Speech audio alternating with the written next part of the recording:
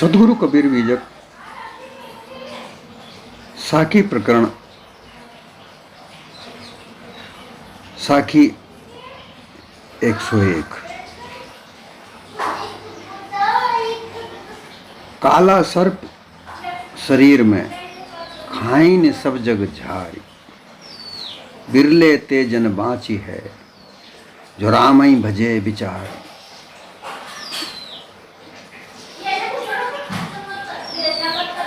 काला सर्प, अत्यंत विषैला काला सर्प।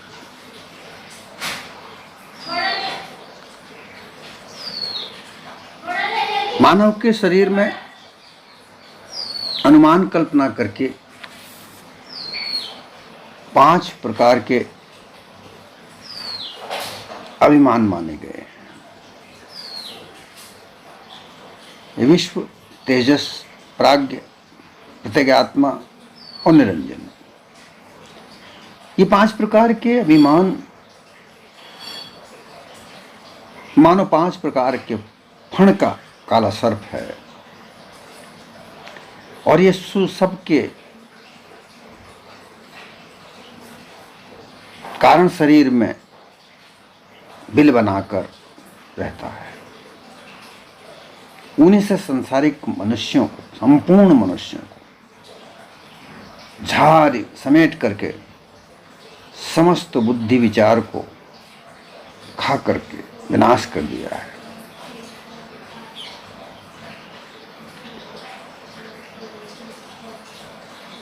स्थूल शरीर में विश्व तेजस, विश्व अभिमान होता है।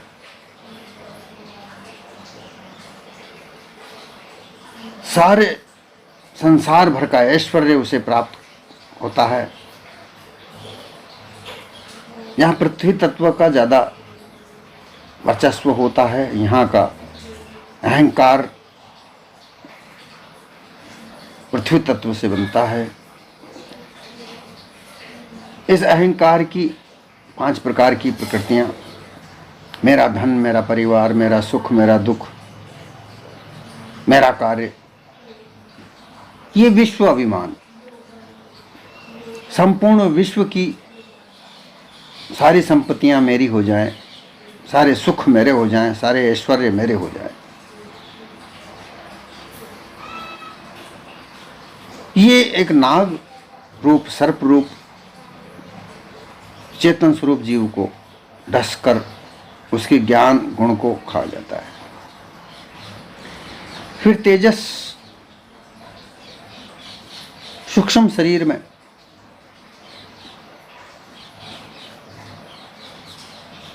ये तेजस अभिमान में सभी प्रकार के, क्योंकि सूक्ष्म शरीर में मन आ जाता है, जल तत्व आ जाता है,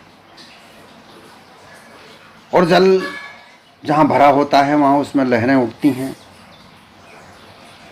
वहाँ पर मनसा, लालसा, इच्छा विभिन्न प्रकार की जागृत होती हैं। मन इन इच्छाओं में, लालसाओं में, लहरों में बहता हुआ रहता है, भावनाएं होती हैं। वो सारा भोग का आनंद भोगना चाहता है, सारे विषयों का भोगानंद वो भोगना चाहता है। फिर प्राज्ञ, कारण शरीर में यहां आकर वो अत्यंत एक प्रकाश को देखता है। वो प्रकाश को अपना कोई कर्ता धरता है, ऐसा मानकर उसमें अपने मन को लगाए रखता है। उसको प्राप्त कर लूं तो मुझे सारा सुख मिल जाएगा। फिर प्रत्यागात्मा, फिर निरंजन। ये इस प्रकार से जो 5 प्रकार के अभिमान जो बताए गए हैं, इसने इस जीव के चेतनता को, ज्ञान गुण को समाप्त कर दिया, खा गया है।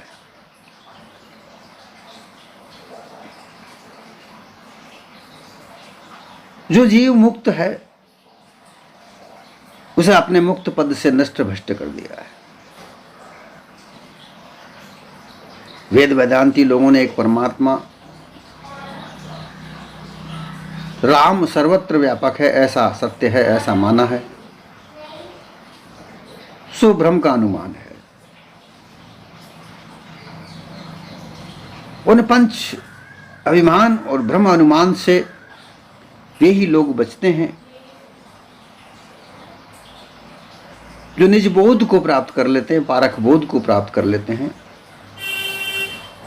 जिनको पारख बोध का विचार रूप अमृत प्राप्त हो जाता है, वे निज चेतन स्वरूप के विचार पारख बोध से, अमृत से विवेक विचार करके भ्रम अनुमान और अभिमान से भाग करके निज चैतन्य पारक पद में सबसे न्यारे हो जा रहते हैं। वो पांचवें अहंकार का दृष्टा से चैतन्य जीव पारक स्वरूप सबसे न्यारा है। परमात्मा राम ब्रह्म आदि भ्रम से भी न्यारा हूँ, ऐसा बोध प्राप्त करके निश्चय करके वे चैतन्य पद में स्थित हो जाते हैं। अर्थात काला सर्प शरीर में खाए इन्हें सब जग झार। अनुमान मान इंद्रियों की बनाई हुई वाणियां, जो वाणी जाल कहा जाता है, इस वाणी जाल में ये 5 प्रकार के नाग, 5 प्रकार के अभिमान बनते हैं। पंचकोश वेदांती मानते हैं। इन पंचकोशों में अन्नमय कोश में विश्व अभिमान है, प्राणमय कोश में तेजस अभिमान है, मनोमय कोश में प्राज्ञ अभिमान है, ज्ञानमय कोश में प्रत्यगात्मा अभिमान है, विज्ञानमय कोश में निरंजन अभिमान है। इन पंचकोशों में एक एक नाग बैठा हुआ है, जो इस चेतन स्वरूप जीव को अपने आप से दूर करता है, उसके ज्ञान गुण को हर लेता है, खा जाता है। परंतु इनसे जो बचता है, बिरले तेजन बाँची हैं, जो बिरले होते हैं वो बचते हैं। वह कौन बचते हैं? जो पार की संतों की शरण में जाकर अपने निज बोध को प्राप्त कर लेते हैं। अर्थात मेरा कोई कर्ता नहीं है, मैं निज चेतन स्वरूप स्वयं अपने आप से हूँ, ऐसा बोध प्राप्त करने वाले इन अनुमान कल्पना से निकलकर अपने आप में स्थित हो जाते हैं और वही बचते हैं। यही सतगुरु कबीर का सिद्धांत भी है। बहुत से लोग इस बात को कहते हैं कि पारख क्या है, केवल कबीर की बात करो। बिल्कुल कबीर की ही बात करनी चाहिए, परंतु कबीर की बात करने वाले विभिन्न प्रकार से बात करते हैं। कोई कबीर को ही परमात्मा कह दिया। ये परमात्मा, आत्मा, ब्रह्म, ये जो मानिंदियाँ हजारों साल से चली आ रही, कबीर साहब से पहले चली आ रही थी और चली आ रही हैं। वेद वेदांत की जो बातें, जिनमें अनुमान है, कल्पना है, वेद वेदांत में जो सार बातें हैं वो भी हैं, उन्हें लेना चाहिए, सीखना चाहिए। परंतु अनुमानित और काल्पनिक बातें, जिनमें आसमान में कोई बैठा करता है, वह संसार को चलाता है, वही खाने को देता है, वही पालन पोषण करता है, ऐसा अनुमान कल्पना भी लोगों ने कबीर साहब के साथ जोड़ दिया। कबीर साहब को परमात्मा बता दिया। कहते हैं वो सत्यलोक से आते हैं, जीव को बचा कर ले जाते हैं। भाई ये बातें तो पहले से ही थी। परमात्मा कोई है ऐसा मानते थे। रामपाल जैसे लोगों ने झूठा प्रचार करके कबीर साहब को परमात्मा कह दिया। कबीर खुद बन बैठे। तो ये तो एक ऐसी बात हो गई कि कबीर साहब के पहले जितने भी झूठे मिथ्या मानंदी वाले थे, जो अनुमान कल्पना से मानंदियां बना करके संसार भर के लोगों को ठग रहे थे, रामपाल जैसे लोग उनसे ज्यादा बड़े ठग हो गए, क्योंकि उन्होंने ये कह दिया ब्रह्मा विष्णु महेश के पिता तो कबीर थे। तो एक बात अलग से हो गई ना, इतने बड़े ठग कबीर साहब के पहले चले ही आ रहे थे, भोले भाले लोगों को ठग रहे थे, झूठी मानिंदियों में ठग पना चल ही रहा था, छल कपट पाखंड चल ही रहा था। अब उनसे बड़ा ठग बनना था, उनसे बड़ा पाखंडी बनना था, तो रामपाल बन गया।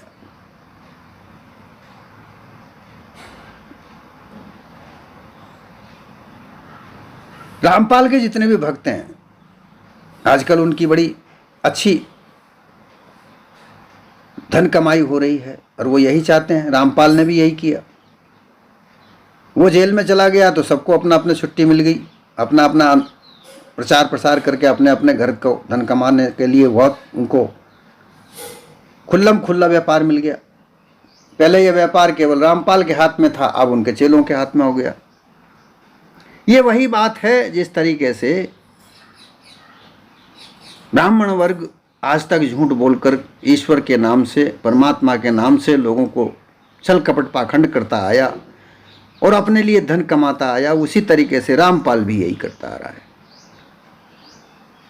ब्राह्मण वर्ग थोड़े झूठे मिथ्या पाखंडी थे, उससे बड़े पाखंडी रामपाल हो गया। और कई कई लोग ऐसे हो रहे हैं, कितने ही लोग ऐसे हो रहे हैं। इसलिए ये कहना आवश्यक है कि सतगुरु कबीर का मूल सिद्धांत क्या था। वेदांत का उन्होंने खंडन किया, ब्राह्मणों से उनसे झगड़े हुए, मौलवियों से उनके झगड़े हुए। अगर ऐसा था तो ब्राह्मणों के साथ उनका झगड़ा नहीं होना चाहिए था। अगर ऐसा था तो मौलवियों के साथ उनका झगड़ा नहीं होना चाहिए था। उनको कितना सताया, कितना परेशान किया, परंतु वो अपने सिद्धांत पर टिके रहे कि जीव के अलावा कोई दूसरा कर्ता इस संसार में है ही नहीं, इस जीव का कर्ता कोई नहीं है। ये बात उन्होंने अपनी स्थापित करके बताई। लेकिन हमारे लोग इस बात को समझते ही नहीं हैं। अपनी मानंदियां अलग से बना करके कबीर साहब को ही उस वेदांत के साथ में फंसाकर लगाकर कोई सांख्य शास्त्र से जोड़ता है, कोई वेदांत से जोड़ता है, कोई ब्रह्मा विष्णु महेश का बाप बनाकर कहता है। ये सब अनुमान कल्पनित है। जो भी कुछ होता है इस संसार में प्रत्यक्ष में होता है, वर्तमान में ही होता है। इसके अलावा कोई और कुछ मान्यता नहीं है, और है तो वह झूठी है।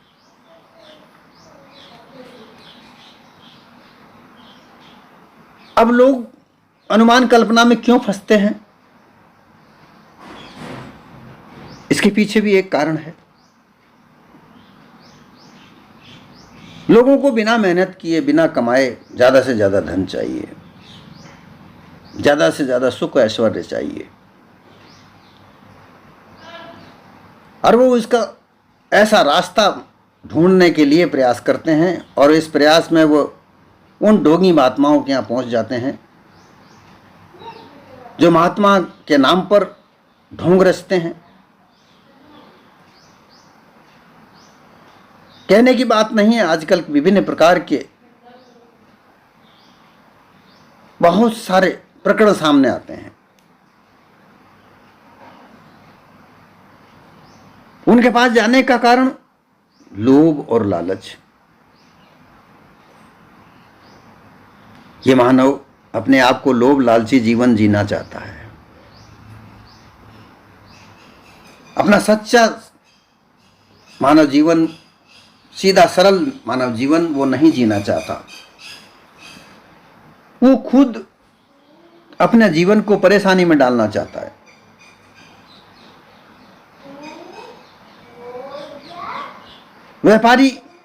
व्यापार की, बिजनेस की एक ऐसी नीति होती है कि रिस्क लेना पड़ता है।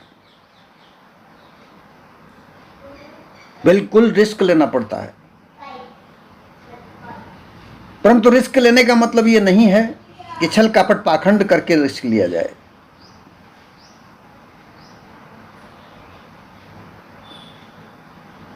धन के पास, किसी धनपति के पास धन होता है, वह धन खर्च नहीं करेगा तो आगे का बिजनेस नहीं चलता। उस धन खर्च करने को उसे रिस्क लेना पड़ता है। परंतु इसका आशय ये कारण नहीं है कि छल कपट पाखंड के साथ में रिस्क लिया जाए, धोखाधड़ी की जाए, लूट पाट की जाए। संसार भर के लोग, ज्यादातर लोग शांति प्रिय तरीके से जीना चाहते हैं। वो लड़ना भिड़ना नहीं जानते, और ये सभी को पता होता है। कुछ लोग अपने एक ग्रुप को बनाकर उन सब लोगों को भयभीत करते हैं, और भयभीत करके छल कपट पाखंड के द्वारा उनका धन हड़प लेते हैं, उनकी जमीनें हड़प लेते हैं। पैसा ही तो कमाना है। यहां एक बात यह आती है कि पैसा धन कमाना है, लक्ष्य धन कमाने का जब आ जाता है तो छल कपट पाखंड उसके साथ जुड़ जाता है। और जब लक्ष्य कार्य करने की आती है कि अच्छा कार्य करें, तो छल कपट पाखंड एक तरफ हो जाता है। अच्छा कार्य करने से पैसा अच्छा मिलता ही है, ये निश्चित है। परंतु ज़्यादा से ज़्यादा धन कमाना, ज़्यादा से ज़्यादा ऐश्वर्य कमाना, ज़्यादा से ज़्यादा ऊंचा पद प्राप्त करना, इस लालच में, इस लोभ में इन छल कपट पाखंडी पंडों, ब्राह्मणों, ढोंगी महात्माओं के पास जाते हैं, और वो उनको दिलासा देते हैं कि ये अनुष्ठान करो, ये पूजा करो, तुम्हें ये मिलेगा, वो मिलेगा।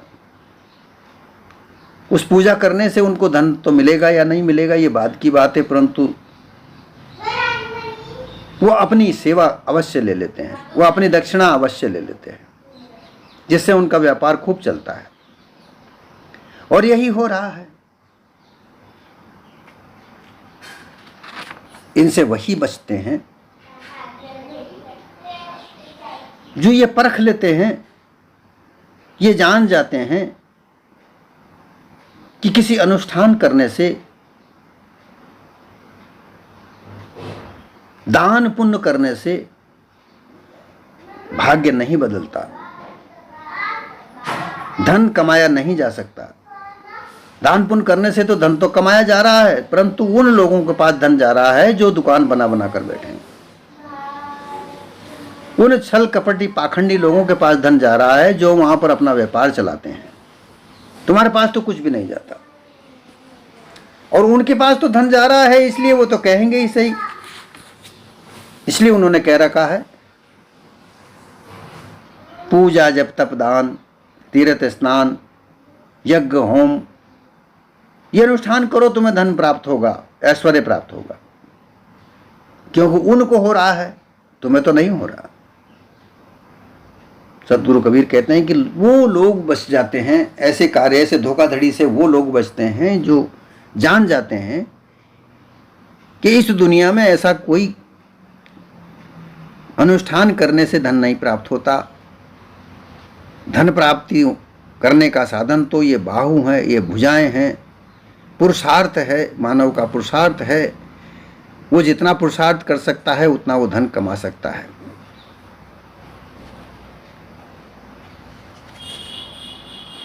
धन कमाना कोई बुरी बात भी नहीं है, क्योंकि धन के बगैर संसार का सारे कार्य नहीं चलते।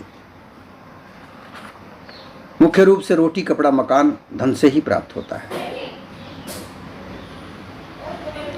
इसलिए धन कमाना तो आवश्यक है, परंतु पुरुषार्थ से, सत्य पुरुषार्थ से, ईमानदारी नेक नीति से जितना धन प्राप्त हो जाए उसमें संतोष करके अपने जीवन को जांच कर परख कर व्यतीत करे।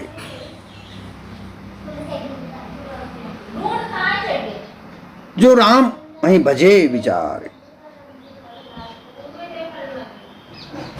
अब यहां राम भजे विचार आता है तो यहां पर लोग कहते हैं कि कबीर साहब ने तो राम को भजने के लिए बोला है। भाई उन्होंने दशरथ के पुत्र राम के भजने के लिए नहीं कहा। वो तो एक राजा का लड़का था, उसको भजने से किसी का कल्याण नहीं हो सकता। राम तो रमैया राम जो हमारी देह में रमा हुआ है, अर्थात वो चेतन स्वरूप जीव, क्योंकि वो राम की देह में भी वो चेतन स्वरूप जीव ही था। और उन्होंने अच्छे कार्य किए, उनकी प्रेरणा लेनी चाहिए।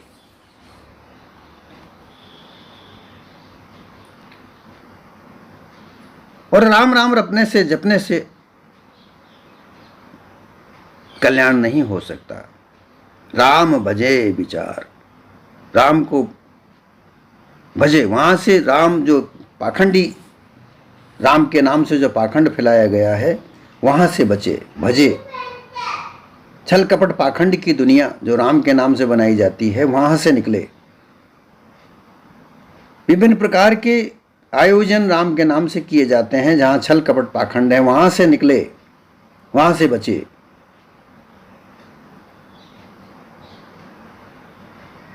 राम तो हमारे देह में है, ये देह राम चलाता है। रमैया राम जी से कहा जाता है, जो चेतन स्वरूप जीव है। ब्रह्मा विष्णु महेश राम कृष्ण, इनके सबकी देह में राम, वो वही राम था, वही जीव था, वही चेतन स्वरूप जीव था।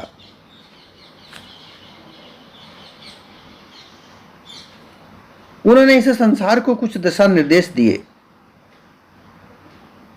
उन पर चलना आवश्यक है,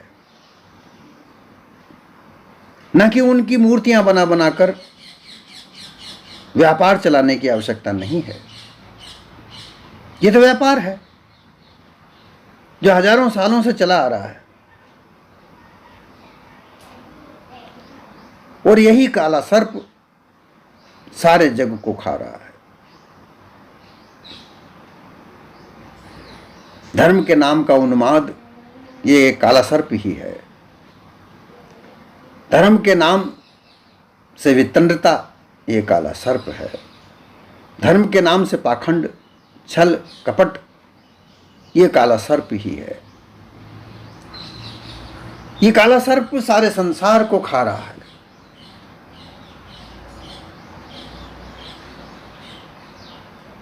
अब इससे बचे तो कौन बचे? इससे बचने का जो मार्ग है वो यही है कि अपने आप को जागृत कर लो, उस छल कपट पाखंड को समझो, जांचो।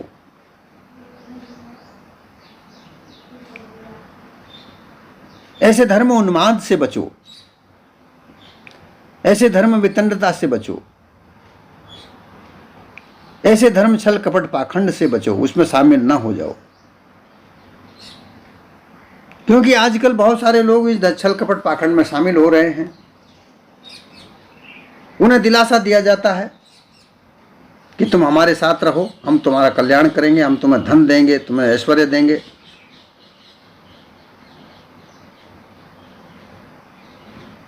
कुछ खाने पीने की वस्तुओं को देकर बहुत से लोगों को उनके साथ जोड़ा जा रहा है। जो अनभिज्ञ लोग हैं, जो भोले भाले लोग हैं, वो ऐसे छल कपट पाखंड के अंदर शामिल हो रहे हैं। ये उन लोगों के लिए भी चेतना का विषय है। ऐसी जगह से बाहर निकल जाओ।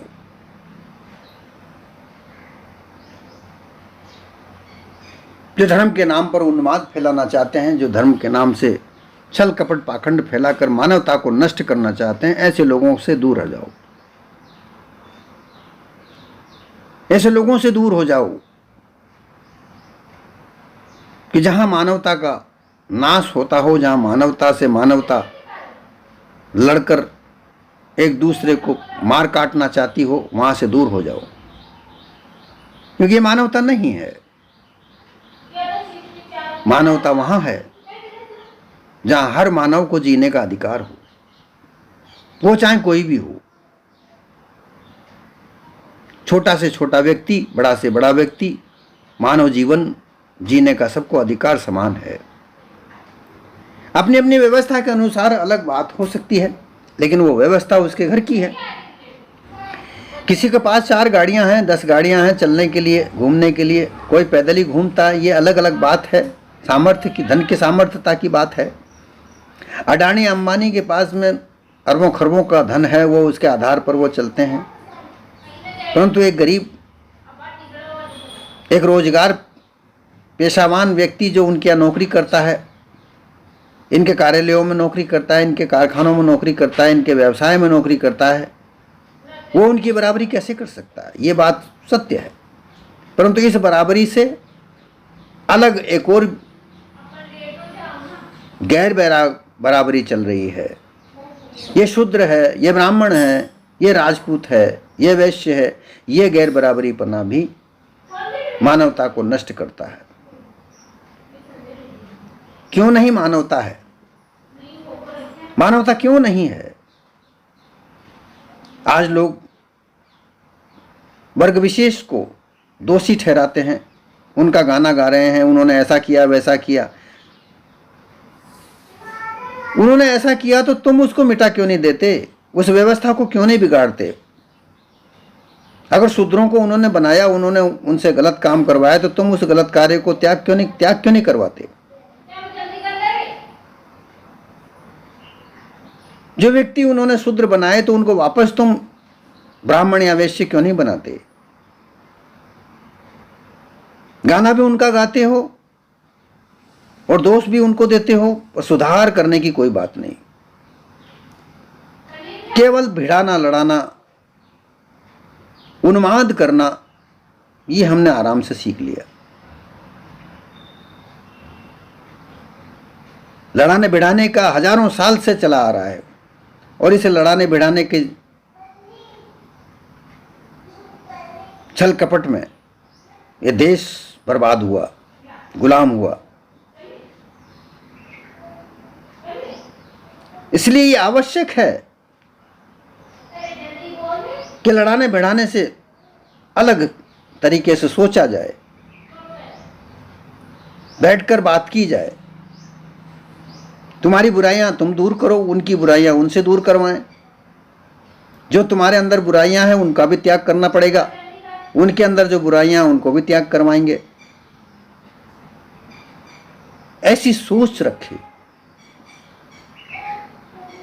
मूल बात मानवता की है, वो चाहे फिर किसी भी समुदाय का हो, किसी भी संप्रदाय का हो। मूल बात मानवता संरक्षण की है।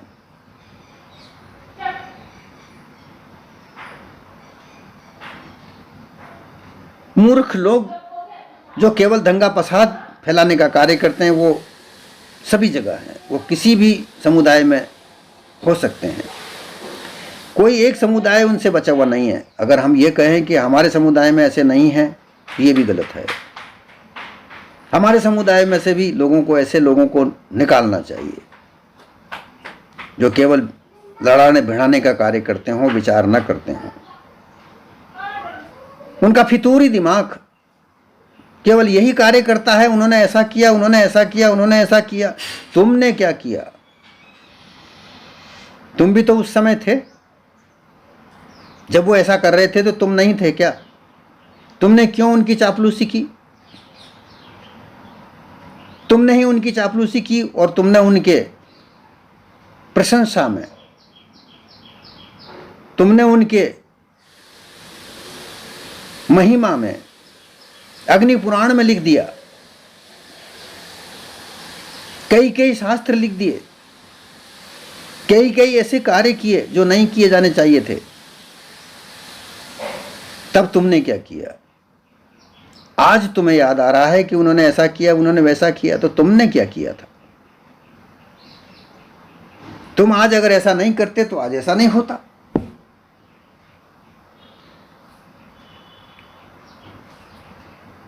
हमेशा धन तुम्हारी कमजोरी रही है। तुमने धन के लिए इस देश को बेच दिया है, आज भी बेच रहे हो। इससे तुम्हें कोई फर्क नहीं पड़ने वाला है। अगर देश गुलाम भी हो जाता है तो तुम्हें कोई फर्क नहीं पड़ता, क्योंकि उस वक्त भी तुम्हें कोई फर्क नहीं पड़ा था।